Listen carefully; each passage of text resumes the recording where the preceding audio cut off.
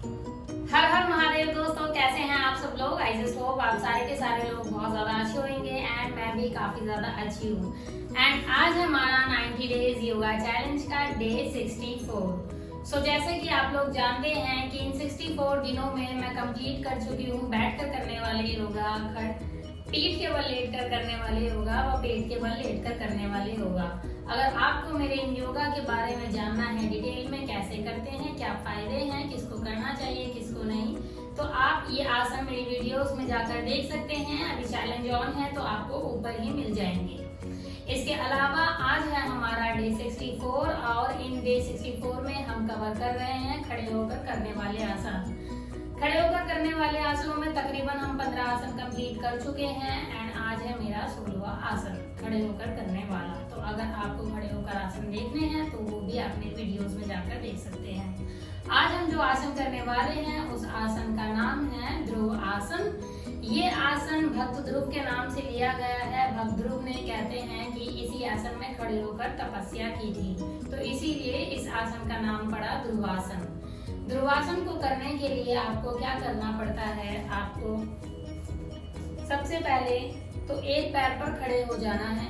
ठीक है, पहले तो दोनों मतलब आप किसी भी जगह पर हैं, जहाँ पर भी हैं आप वहां पर अच्छे से कहीं पे भी चटाई या मैट बिछा ले। उसके बाद उसके ऊपर खड़े हुए, दीवारें जो खिड़कियां हैं वो सारी खोल दें। मेक श्योर करें कि हवा जो है अच्छे से पास हो रही हो। ठीक है, इसके बाद आपको क्या करना है, अपने मैट पर खड़े हो जाना है। मैट पर खड़े होने के बाद आपको, वैसे तो मैं सीधा पैर लेकर करके दिखा सकती हूँ, लेकिन मैं अभी फिलहाल आपको उल्टा पैर लेकर करके दिखा रही हूँ क्योंकि अभी इसमें क्रैम्प आया था, तो मैं अभी दिखाती हूँ। ये दोनों पैरों से रिपीट करना है, तो आप पहले सीधे से बाद में उल्टे से कर सकते हैं। तो फिलहाल हम क्या करेंगे, सीधे पैर पे ऐसे खड़े होएंगे एंड उसके बाद हम अपने ये वाला जो उल्टा पैर है उसको यहाँ पर रखेंगे। जैसे वृक्षासन होता है ना, वृक्षासन में हम जांघ के इस साइड पर पैर रखते हैं, लेकिन ध्रुवासन में हमको क्या करना है, ये इस तरीके से पैर को यहाँ पर अटका लेना है। इस तरीके से हमको अपना पैर रखना है।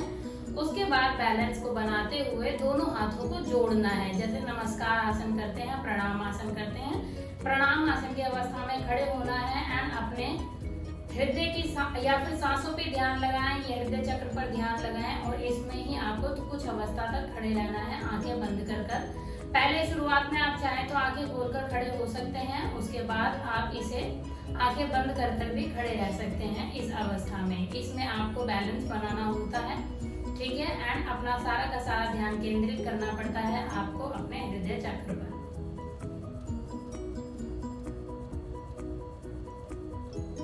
इसमें आप जितनी देर तक चाहें उतनी देर तक खड़े हो सकते हैं, लेकिन शुरुआती दौर में आप चाहें तो 30 सेकंड से 1 मिनट तक खड़े हो सकते हैं।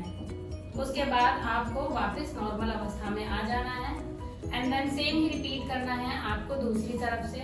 आपको दूसरी तरफ से भी पहले एक पैर पर खड़े हो जाना है, लेफ्ट पैर पे अच्छे से अपने पंजों को जमा कर, उसके बाद दूसरा आपको राइट पैर लेना है। ठीक है, एंड राइट पैर लेने के बाद आप चाहे तो दीवार के सहारे से भी कर सकते हैं, लेकिन मेरे यहाँ पे भी क्रैम्प आया है तो मैं बार बार वो हो रही हूँ, बट ठीक है कोई बात नहीं, मैं आपको ऐसे दिखा देती हूँ। हमको क्या करना है, राइट पैर लेना है एंड यहाँ पर अटका लेना है। उसके बाद हमको प्रणाम आसन की अवस्था में रहना है और कुछ ही देर तक इस अवस्था में बने रहना है।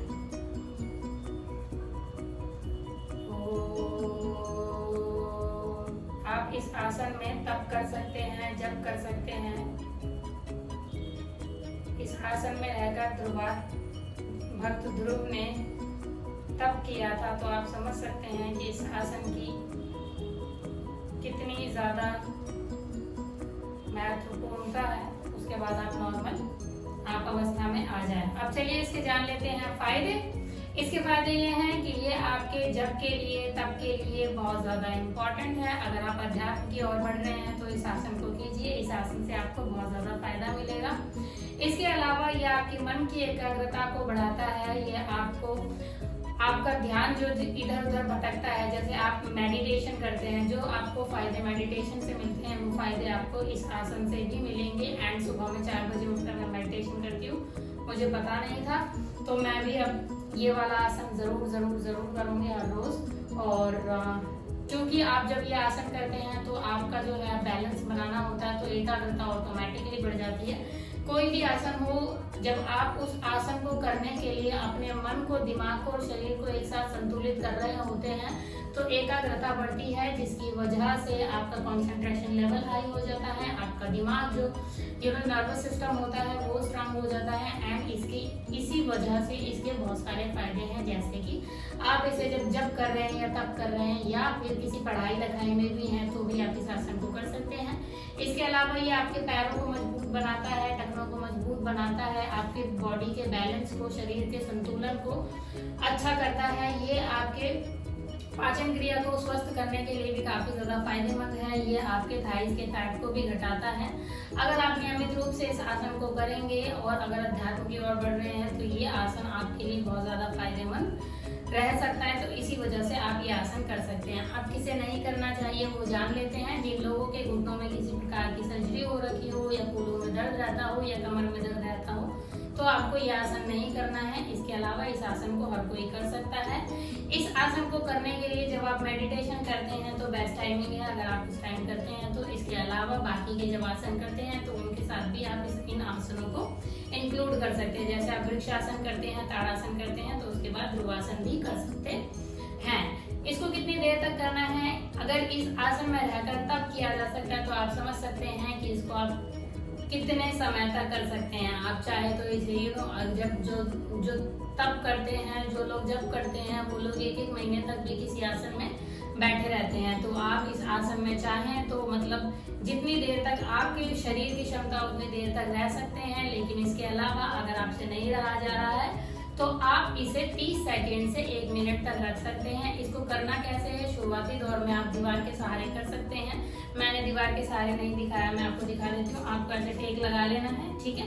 उसके बाद आपको टेक लगा के अपने पैर को ऐसे कर लेना है। मेक श्योर करना है कि आपकी जो कमर है वो एकदम सीधी हो। दोनों हाथों को जोड़ लेना है एंड भगवान को याद करना है। आपका पूरा का पूरा ध्यान आपके हृदय चक्र पे होना चाहिए। ये था आपको इस तरीके से आप दीवार के सहारे कर सकते हैं। दीवार के सहारे नहीं करना है तो मैं आपको एक बार इस तरीके से खड़े होकर भी दिखा देती हूँ ताकि आपको हर तरीके से दिख जाए। आपको एकदम सीधे खड़े रहना है, रीढ़ की हड्डी आपकी एकदम सीधी रहेगी। आपको ये वाला पैर पकड़कर इधर लाना है एंड आपको उसके बाद दोनों हाथों को इस तरीके से जोड़ने के बाद इस आसन में बने रहना है। जितनी देर तक बने रहेंगे उतनी देर तक आपका ही फायदा है, क्योंकि ये आपके मन का और शरीर का संतुलन बनाता है। जिसके शरीर का और मन का संतुलन सही होता है वो लोग जिंदगी में तो बहुत आगे जाते ही जाते हैं, हर रूप से, अध्यात्म रूप से एंड करियर रूप से। इसके अलावा वो लोगों के मन में भी काफी ज्यादा शांति रहती है, नींद अच्छी आती है, अनिद्रा की प्रॉब्लम भी चली जाती है। तो इसीलिए इस आसन को करना चाहिए। एंड क्योंकि मैंने इस आसन के सारे फायदे बता दिए हैं, किसको करना चाहिए किसको नहीं वो भी बता दिया है, कितनी देर तक करना चाहिए वो भी बता दिया है। तो इसीलिए आज इसी के साथ मैं अपना आज का आसन का वीडियो करती हूँ यहीं पर खत्म। Thank you so much guys for watching my video. Stay connected. कल हम फिर मिलेंगे नए आसन के साथ। तब तक के लिए take care, have fun, bye bye and Har Har Mahadev.